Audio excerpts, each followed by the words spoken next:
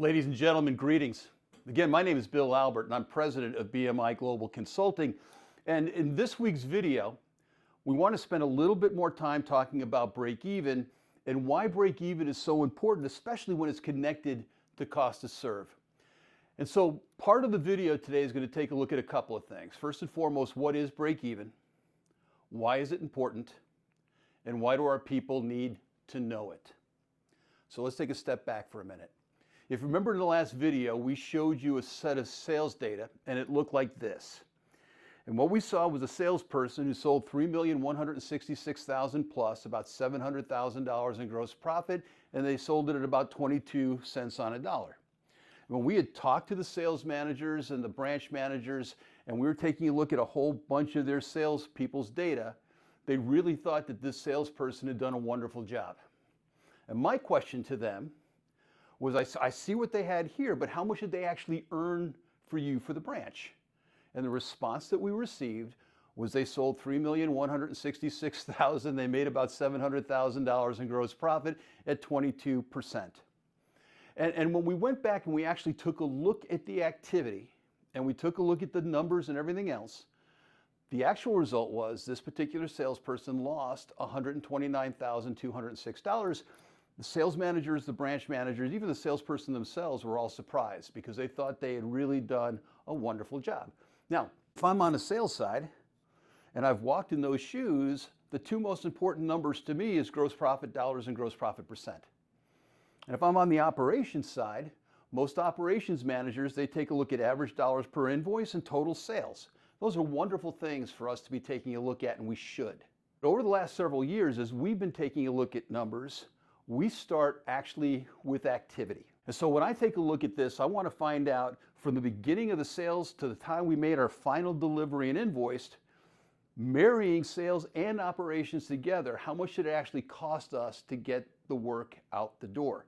So 400,719 invoices at NAED's 175 per invoice, that's $825,825. I've got to subtract that from the gross profit dollars.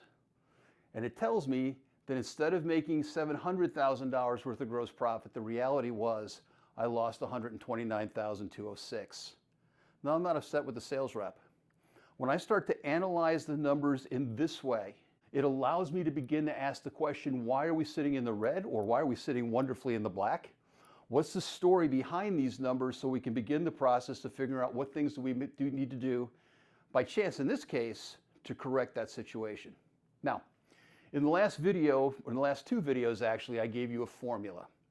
And though your CFO may have one, rightfully so, that's more complex, if you want a general information, I'll get you relatively close to the number. Take your 2023, or if you have it now, your 2024 total operating expenses, and divide it by the number of invoices you process. And again, I'm talking about your traditional flow business. And that dollar figure should be somewhere between $155 on the low end and well over $200 on the top end. Now, over the course of the last three and a half years, as we've worked with several dozen distributors, we've kind of in line with NAED's number, at least in our previous PAR report. We think $175, we agree with that. That's about average from what we've seen. So, break even, let's tie it back. What break even does is it compares your gross profit margin dollars to the combined total of your fixed and variable expenses. And it asks a couple of questions. If your gross profit is greater than your expenses, you made money. If your gross profit is less than your expenses, you lost money. If they're equal, you broke even, like in this example. You neither made money nor you lost money. Additionally, what break even tells us is how much money we need to make to exceed our costs to begin to turn a profit. Now, we're not going to be giving formulas and everything else that would take too long to dive into and explain, but I do want to draw your attention to the expense side. Now, we're using because it's easy to do the math, we're saying that 75% of our expenses here are fixed. Can't do anything about it, right? My rents, my payroll taxes, my benefit costs, contracts, all those things, there's nothing I can do about it. They're fixed expenses. Where we believe that as distributors, we have the greatest opportunity to really drive profit is if we can get a handle on our variable expenses. So we're going to spend a little bit of time kind of taking a look at the relationship between margin, fixed and variable expenses, with an eye really on trying to get a handle on variable expenses and what does that look like. So here's a series of numbers. Let's say we had $1 million. I have a company that's worth $1 million. I just want to make 20%. That's $200,000. My fixed and variable expenses are $200,000. I take a look at my original target at 0. I didn't make any money. I didn't lose any money. But for argument's sake, let's say we have $1 million company and we gave away 1%, which is $10,000. And now I just go down that line. Instead of having a $200,000 gross margin dollars, everything else being equal, I'm down to 190. My fixed and my variable expenses didn't change. I lost 10,000. Now, what does that mean? So take a look at the third one, but I'm going to put some words on the screen.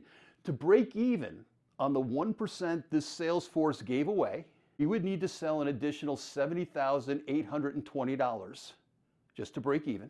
To support those additional $71,000 basically in sales, we need an additional $57,000 plus in extra materials that could have been dedicated, by the way, to growth sales, but we're using them for break-even sales. Because I have more product coming in, there's more staging, there's more put away, there's more shipping, there's all kinds of costs. We got about $3,677 worth of additional variable expense. And here's the killer part. You understand how hard your men and women work when they're in the warehouse? If every invoice was $1,000, we'd have to process an additional 71 invoices and potentially make that many more deliveries just to support the additional sales needed to break even. Now, if you're a $10 million company, you can begin to understand what that number might look like. If you're a $100 million company or a $500 million company, imagine the pressures that we're adding to our workforce without even understanding that's what we're doing.